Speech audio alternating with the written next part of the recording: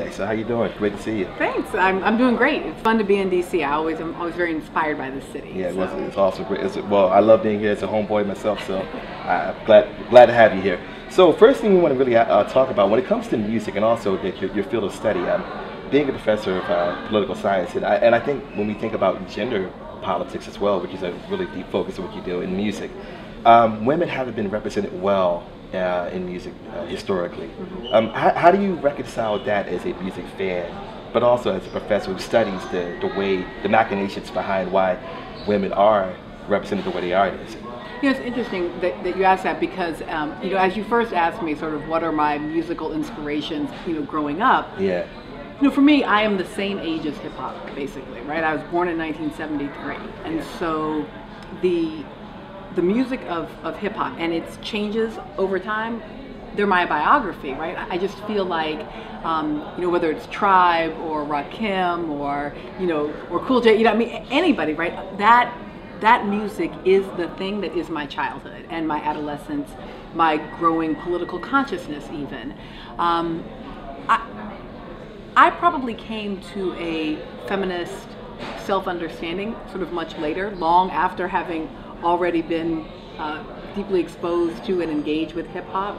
And so I always have both kind of a critical eye back towards hip hop, but also such a kind of attachment to it that I could never fully reject it simply because it reproduces the sexism that's part of American life. Period. There's always been misogyny present in the music, but in hip hop in particular, I think it's focused on almost with a laser focus. It seems. Why do you think that hip hop gets the stigma and also the laser focus that it does? Why is it under the microscope so heavily, you think? Well, I think there's a couple of reasons.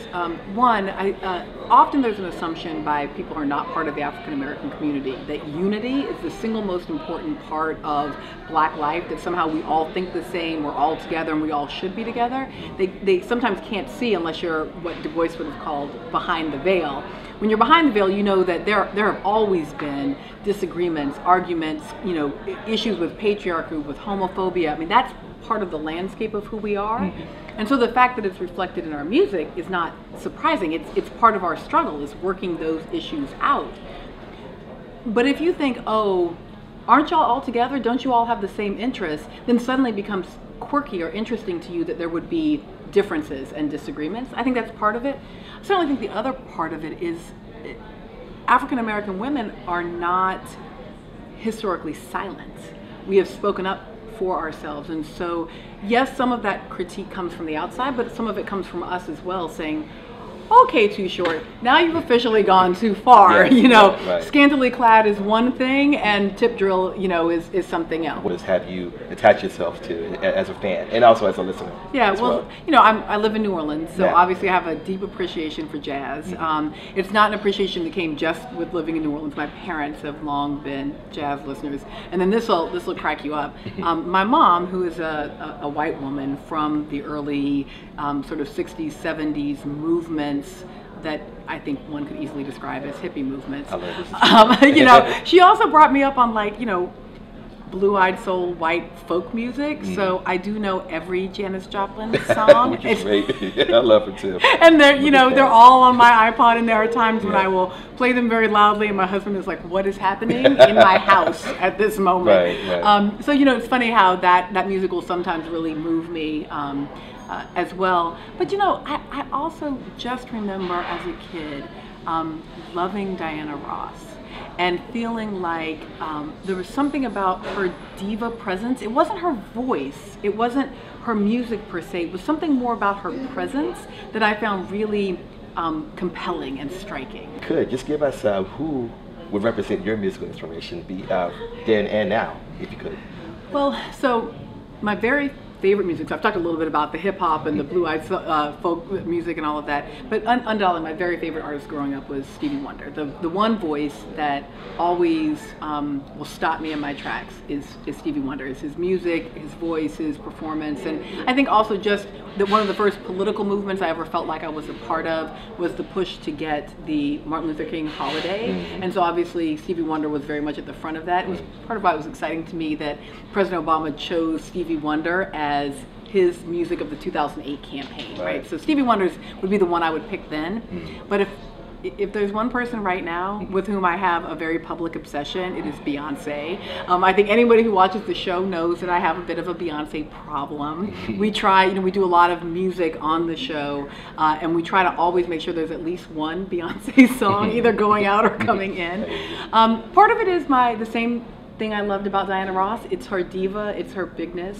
A lot of it is about how she plays with musical history and with dance history. So, for me, part of my adoration of Beyonce is her music, but part of it is also the videos and the ways that she uses dance in this kind of communicative, long story, all the way back to Africa, but then also, though, and both sort of our imagined notion of Africa, but also like historic West African dance, but also like queer politics and dance, and bringing in Jay setting, and but then also Bob Fosse and and classical movements, and the fact that she integrates all of them without, it's not like she puts them in your face, they're just there and they somehow feel like they organically go together, but in fact it feels to me like they're very purposeful.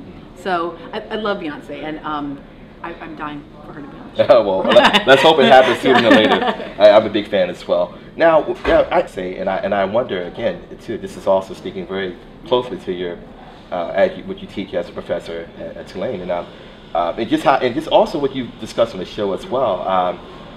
Beyonce exists in a world where it still is a male-dominated industry. It is very much patriarchal in a sense, but yet Beyonce remains as one of those few women whose voice, presence, and everything else about her attracts the attention of all, regardless of race, color, creed, or gender. Everyone looks at her with the same sort of, it's almost awe, I would say. Even those who don't like her, they're compelled to address her in some way. You can't ignore her. What do you make of that? What does that come from? If you could speak to that, just as a observer. It's interesting. I mean, part of it is the thing that obviously all producers are looking for in an artist, which is that it factor that you can't, you sort of can't even put your finger on. It's not that she has the single strongest voice that's out there. It's not that, but there's something about the whole package of things, both how she looks, how she self-presents, what her voice sounds like, what her articulation is, her willingness to play with all of these different ideas. So all of that is a bit of an it factor. But then there's also a very self-conscious set of business decisions that she makes, and I don't think we would ever want to eliminate those, because it's not just about being an artist. It's also about the choices that she makes about going from a group to going to an individual career, and then her connection with Jay-Z, which is obviously a romantic and love one, but is also one that helps to build both of their brands and their business, and they do it in a very self-conscious and very careful way that's kind of protecting their private life while still building their brand. So I think there's a lot that we can learn from Beyonce as the businesswoman as well. In fact, if she comes on the show, we're going to talk about that. Because I'm interested in how we have a self-conscious awareness about Jay. But we don't necessarily talk about it when we talk about Beyonce. Exactly. Sister Citizen just came out in 2011. Could you give us a synopsis of the book and what it's all about? Sure. So Sister Citizen is kind of a quirky book, but it is centered on African American women and the idea of what it takes psychologically, personally, and politically to engage as an American citizen. It's just trying to take seriously the idea that what happens internally, what happens in our emotions, what happens in our psychology is just as important as what we do in the ballot box, right? So a lot of folks in my field, in political science, feel like, well, if 90% of African Americans give their vote to the Democratic Party, there's nothing to explain, right? If you're black, you're a Democrat, and that's it politically. But it's so much more complicated than that, and I feel like gender has been one important part of it. So I try to look at the stereotypes, some of them going all the way back to periods of slavery, the Jezebel, the Mammy, coming all the way forward to the strong black woman and the angry black woman, and ask how these stereotypes influence how black women are engaging politically, how we either do or don't press for our own rights, how we either do or don't challenge patriarchy within our communities, how we engage with the church, how we think about what counts as our agenda items within a larger political system.